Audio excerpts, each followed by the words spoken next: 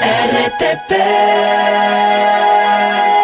11:15 de la mañana. Ismael, buenos días, gracias por estar con nosotros y vamos a hablar con usted justamente de una de las propuestas de ley que ha tenido el aplauso de la ciudadanía, pero que queremos ver en la parte legal, en la parte práctica, qué tan posible va a ser. Me refiero a la castración química a los violadores. ¿Esto regula o no las condiciones para su aplicación? ¿Es posible hacerlo? Bueno, buenos días, Doménica, un abrazo para usted, para María Fernanda, por supuesto para la audiencia de Radio Tropical. Bueno, en realidad el presidente lo que ha hecho es presentar a la Corte Constitucional, como corresponde, siguiendo el trámite establecido tanto en la Constitución como en la Ley de Garantías Jurisdiccionales, un proyecto de reforma parcial al artículo 393 de la Constitución, para incluir en términos generales dos elementos importantes que a mí me parece que son necesarios en el combate de esta clase de delitos. De delitos, sí. ¿No? El primero, al que usted se refería, la castración química, y el segundo, el establecimiento del registro confidencial reservado de violadores que ya han recibido sentencia condenatoria ejecutoriada, retomando en algo lo que en su momento, pues que en el año 2019-2020 propuso la entonces legisladora Lourdes Cuesta y que penosamente fue echado abajo por un descriterio de la Corte Constitucional.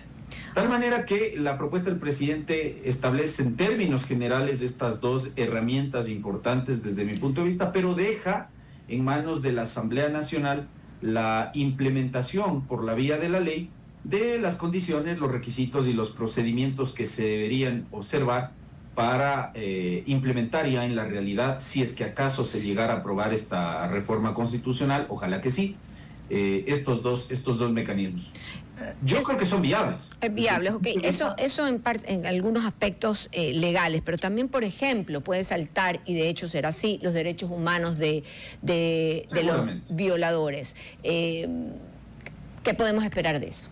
A ver, yo creo que la Corte tiene, en este caso, la estupenda posibilidad no solo de respetar la Constitución, que es algo que a la Corte en algunos casos como estos les queda un tanto complejo, sino de corregir, al amparo de lo que le permite el 2 número 3 de la Ley de Garantías Jurisdiccionales, el desacierto que tuvo en el año 2019-2020, fundamentalmente con el caso del registro de violadores. Vamos a separar las cosas.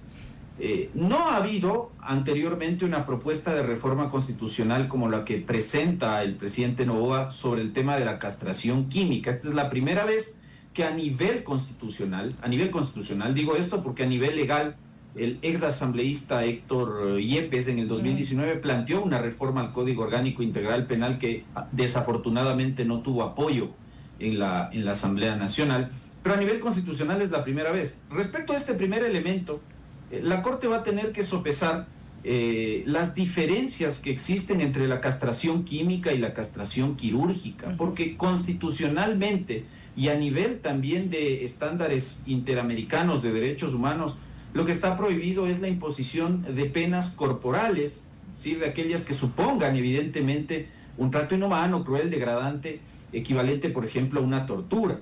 La castración química no es ni de lejos la extirpación o la extracción de un órgano, de una parte del cuerpo humano, como sí ocurre con la castración quirúrgica, donde hay una extracción, una extirpación de los testículos propiamente. La castración química es un procedimiento médico a través del cual, en este caso al violador, se le administraría un fármaco mediante el cual combatimos la generación o reducimos la generación de la testosterona. Entonces, estos criterios van a ser fundamentales para poder concluir, doctor, si hay o no la imposición de una pena corporal. Creo yo que no, y por eso creo que la propuesta de castración química debiera superar el control de calificación que tiene que hacer la Corte. Doctor, ahí de repente un poco ir entre lo que nos asiste la ley.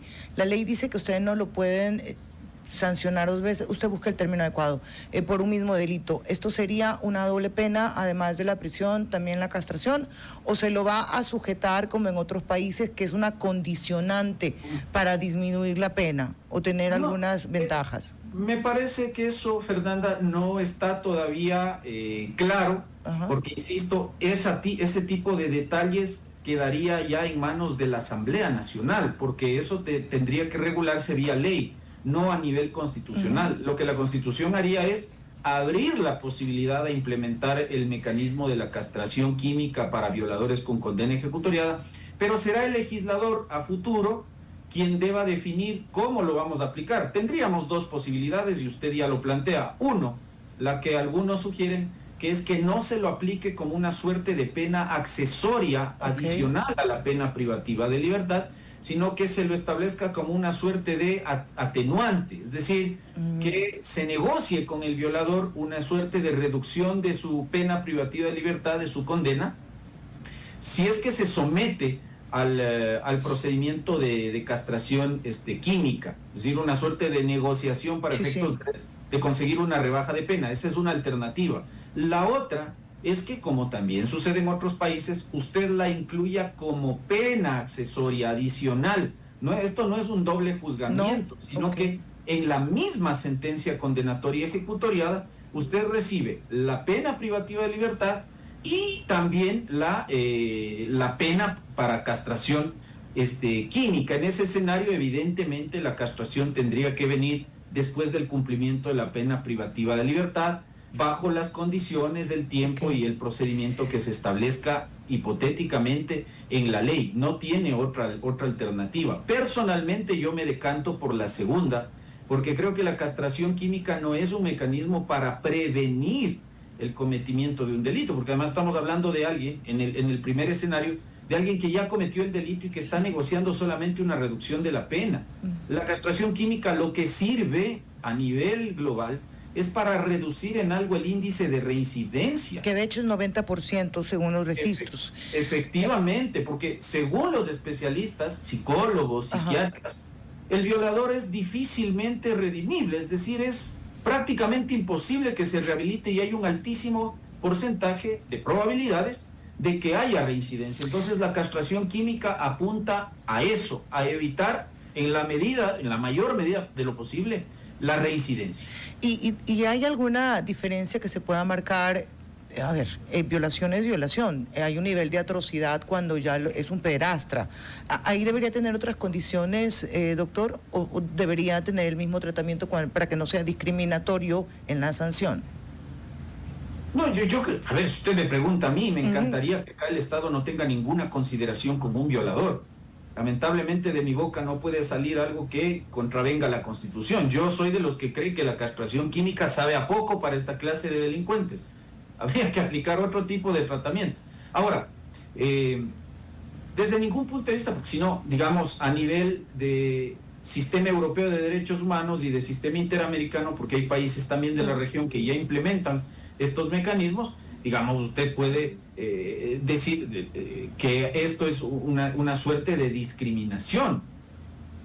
Porque si tomamos ese criterio de que hay una discriminación o de que hay un trato inhumano, cruel o degradante, supone entonces que cualquier pena que usted le imponga a un delincuente en general implica contravenir el sistema interamericano o el sistema europeo de derechos humanos. Entonces yo no le encuentro realmente ningún problema a agregarle a esto, insisto, ya sea como pena accesoria a la principal, que sería la privación de la libertad, o en el peor de los escenarios, como una especie de atenuante en el evento de que se busque la reducción de una condena. Doctor, me quiero ir un poquito más adelante. Imaginémonos que en efecto ya la Corte Constitucional le dijo, ok, dale, sí se puede. Ya la Asamblea Nacional dijo, estos van a ser, así lo vamos a normar, pero luego tienes que esto se puede ejecutar. Y si el fin es disminuir la reincidencia, en algunos casos dicen que es casi total, ¿cuál es la responsabilidad que asume el Estado en medida que pudiera esta persona reincidir en una violación?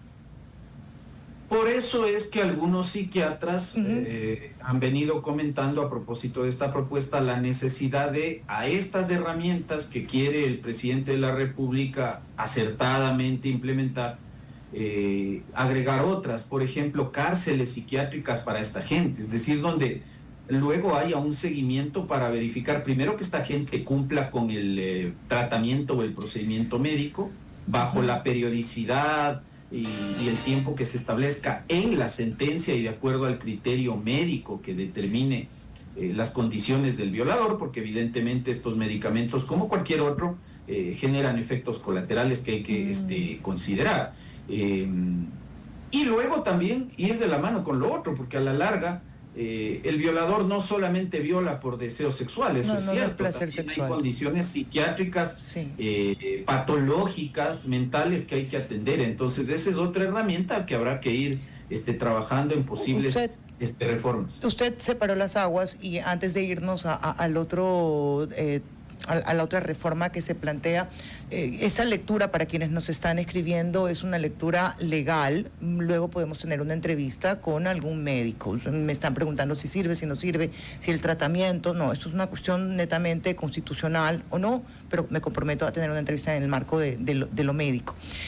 Ya se había presentado, usted lo dijo, dijeron que no porque era violatoria de derechos, que era una persona que ya había pagado su condena y sentenciarla a estar condenado directamente.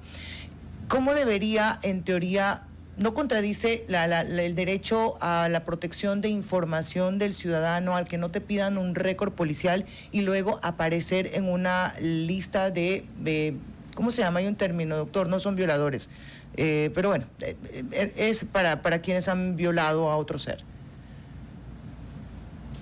A ver, vean que esto en Estados Unidos es hasta público. Usted tiene varios estados de los Estados Unidos donde hay un registro de violadores, donde usted, por ejemplo, tiene una persona que ha cumplido la condena por violación y de repente va a ir a vivir en un sector o en un barrio y la vecindad es alertada de que un violador está acercándose a vivir allá. Él tiene que ir a decirlo, ¿verdad? Él tiene que presentarse y decirlo. Efectivamente, por eso hablo. Hay países donde estos registros incluso son públicos. La gente puede acceder. Porque la idea es que como usted no puede rehabilitar a una persona que tiene esta patología y que puede volver a reincidir, el registro sirve para perfilar al criminal, al abusador, al violador, e impedirle, luego de que cumple la condena, que esta persona tenga el más mínimo y elemental contacto con un menor de edad, con un niño, con una niña o un adolescente. Lo que pasa es que en 2019 la Corte tuvo el desacierto. Sí, lo recuerdo. Sí, que un registro de esta naturaleza es estigmatizante y discriminatorio para el violador. Se invirtió la prioridad de atención. Y la discriminación es al revés, pues. Claro. Es la víctima la que termina estigmatizada. Pero más allá de eso, la Corte tiene en sus manos la labor de defender lo que dice el texto del artículo 44 de la Constitución. Porque el interés superior de los niños, de los menores, es quizá el único caso en el que la Constitución determina una jerarquía o una primacía de un derecho fundamental por sobre otro. Así que si la Corte está muy preocupada de lo que la Corte cree que son los derechos de un violador, por sobre lo que dice la Constitución respecto a la protección de los niños y de los adolescentes, la respuesta está en la propia Constitución y tiene que primar esto último. Por eso yo creo que la Corte tiene que alejarse del precedente de 2019 y en esta oportunidad creo que tiene que dar paso al establecimiento. Doctor, solo breve, la Corte no tiene tiempo para esto, ¿cierto? Para su pronunciamiento. Lo manda al orden regular. Efectivamente, la Corte no tiene en este caso un término fatal, pero lo hará dentro de la siguiente semana, siempre lo resuelven rápido. Le enviamos un abrazo, doctor. Solo una cosita, como última pregunta, doctor, ¿qué pasaría con violadores que son menores de edad? ¿La misma sanción? Lamentablemente en esos casos la Corte, en un fallo del año 2021, abrió la posibilidad a que en esos casos se entienda que ha habido consentimiento cuando la Corte ha hecho ahí una relación asimétrica, es decir, un muchacho de 13 años con otra muchacha de 13 o 14 años, se entiende que ahí hay consentimiento, que el consentimiento es relevante y no hay delito. No, cuando el violador es menor de edad, no el violado. Exacto. Cuando Por eso, insisto, cuando el violador es menor de edad ya no hay violación, porque la Corte ha dicho que en ese caso, si hay consentimiento entre dos menores de edad, eso es una relación Eso es una sexual. locura. Porque ahí están las ese es- estadísticas que demuestran que un alto efectivamente, porcentaje pero de bueno, eso violaciones es lo que la Corte en las recomendó escuelas se da por sentencia pares. 1318 del año 2021. Doctor, me quedo- lamentablemente, eso ha abierto las puertas a que, desdibujándose ese precedente, que a mí me pareció nefasto, Ujú. hoy usted tenga un legislador acusado de violación que presentó un proyecto de ley determinando que el menor de edad puede consentir. Luego lo ligamos, doctor, en otra oportunidad con el dictamen de la Corte Constitucional. Abrazo para usted, que tenga un buen fin de semana, doctor Quintana. Un abrazo. Chao. Cuídese. RTP